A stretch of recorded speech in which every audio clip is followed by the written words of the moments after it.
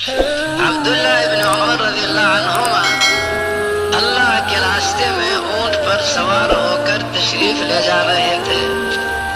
راستے میں دیکھا لوگ جمع ہیں۔ پوچھنے پر کسی نے بتایا شیر آیا ہے اور راستہ روک رکھا ہے۔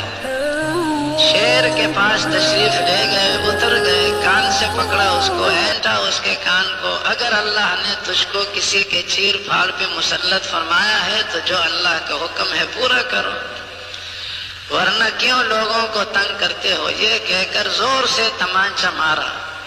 فرما میں اللہ کے رسول کی تکذیب نہیں کر سکتا۔ اللہ کے رسول نے فرمایا ہے جس کا مفہوم یہ ہے کہ اگر یہ آدم کا بیٹا اللہ کے ماں سوا سے نہ ڈرے تو پھر اللہ جل شان اپنے ماں سوا کو اس پر مسلط نہیں فرماتا، اور اگر یہ آدم کا بیٹا اللہ کے ماں سوا سے امید وابستہ نہ رکھے تو پھر اللہ جل شان اس کو غیر کے سپرد نہیں فرماتا۔ تو اس کلمے کا یقین ہمارے دل میں پیوست ہو جائے، پھر اللہ کا غیبی نظام ہے جس کو اللہ جل شان اپنے حکمت خداوندی کی بنا پر باوجود صمد ہونے کے فرشتوں کے ذریعے سے چلا رہے ہیں۔ ہواؤں پر فرشتے مقرر، بادلوں پر فرشتے مقرر، سورج پر فرشتے مقرر، پہاڑوں پر فرشتے مقرر۔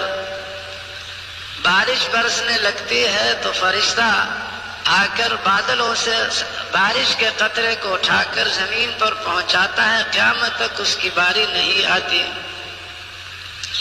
موت پر فرشتے مقرر ہیں، روزی پر فرشتے مقرر ہیں۔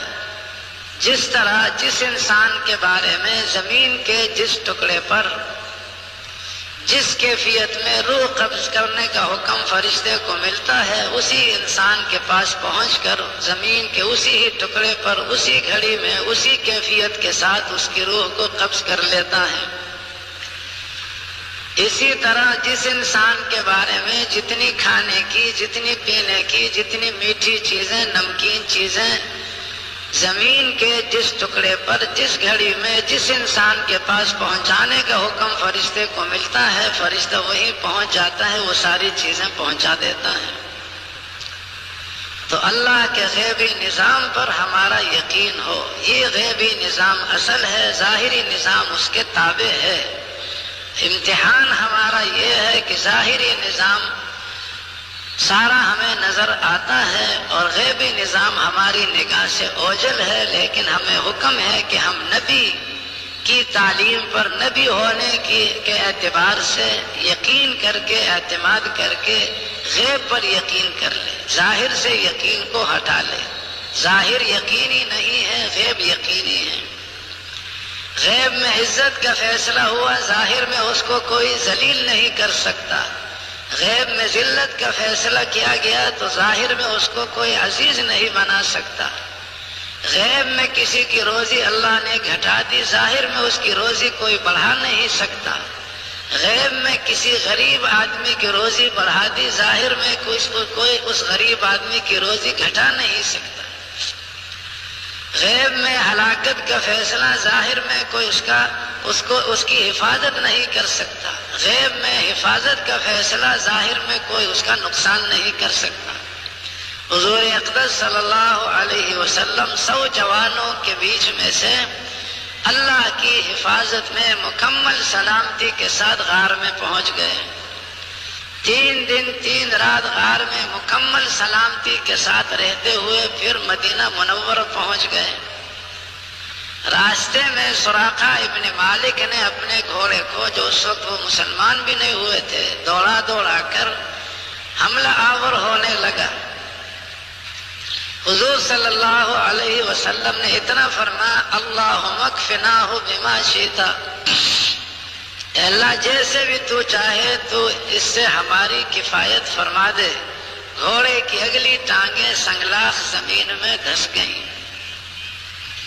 منت خوشامد پہ حضور نے معاف کر دیا، دعا بھی دے دی اس مصیبت سے نکلنے کی۔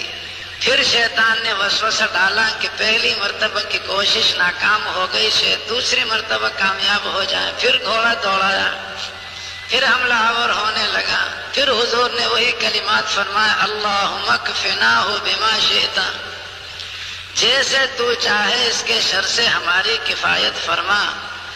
گھوڑے کی ساری ٹانگیں زمین میں دھس گئیں۔ پھر آ کر قسمیں کھانے لگے، منت خوشامد، یہیں سے واپس لوٹوں گا، جتنے بھی آپ کی تلاش میں اس راستے پہ آتے ہوئے کوئی مجھے ملیں گے تو میں ان سب کو ورغلاؤں گا، سب کو کہوں گا میں یثرب تک ہوا ہے، مدینے تک ہوا ہے، یا اس راستے میں کوئی محمد نہ اس کا کوئی ساتھی، یہ میرا تیر لے جاؤ، آگے میرا چرواہا فلاں جگہ مل جائے گا، تیر دکھا دو، یہ میری نشانی ہے، جتنا دودھ چاہیے دو کر تم آپ کو دے دے گا، جتنا گوشت چاہیے آپ کو پیش کر دے گا، ایک چاہیے، دو چاہیے، بھیڑ چاہیے، بکری چاہیے۔ فرمایا ہمیں آپ کے نہ گوشت کی ضرورت نہ دودھ کی ضرورت۔ خوشخبری بھی سنا دی حضور صلی اللہ علیہ وسلم نے کہ تیرا اس وقت کیا حال ہوگا جب کسریٰ ابن ہرمز کا کنگن تیرے ہاتھ میں آئے گا۔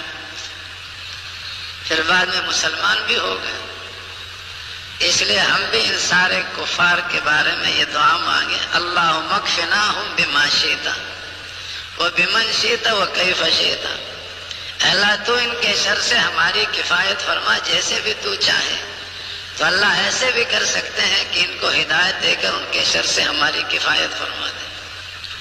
تو میرے محترم بزرگوں اور بھائیو، اصل اللہ کا غیبی نظام ہے، ظاہری نظام اس کے تابع ہے، اور کلمہ معرفت کا تقاضا یہ ہے کہ ہمیں اپنے کارخانے پر، ہمیں اپنی جائیداد پر، ہمیں اپنے کاروبار پر، ہمیں اپنے عہدے، حکومت، ہتھیار، فوجوں پر یقین نہ ہو، اللہ کے خزانوں پر یقین ہو۔